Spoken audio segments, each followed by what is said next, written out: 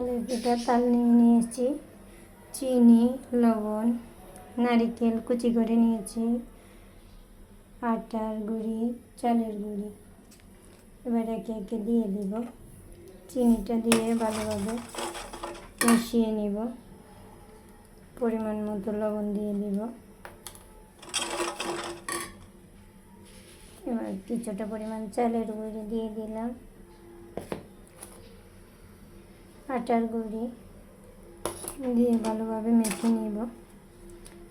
দুইটা মিক্স করে দেওয়ার কারণ হচ্ছে পিঠেগুলো একদম ভালোভাবে মচমচে হয়। আর শুধু আটার গুঁড়ি দিয়ে বানালে পিঠাগুলো একদম নরম হয়ে যায়, এই জন্য দুটোই মিলিয়ে দিলাম। সাথে এবার নারকেল দিয়ে দিব। মেখে নিয়েছি, তেলও গরম বসিয়ে দিয়েছি। মিষ্টি কিন্তু আমার যেমন খাই তেমনই দিয়েছি। এবার দিয়ে দিব।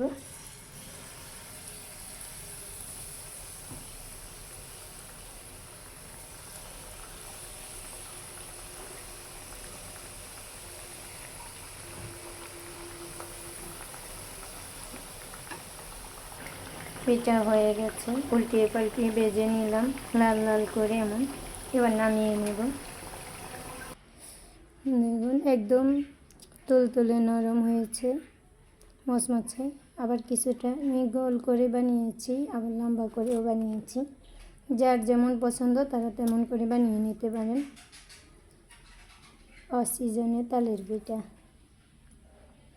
কেমন হয়েছে তালের পিঠাগুলো।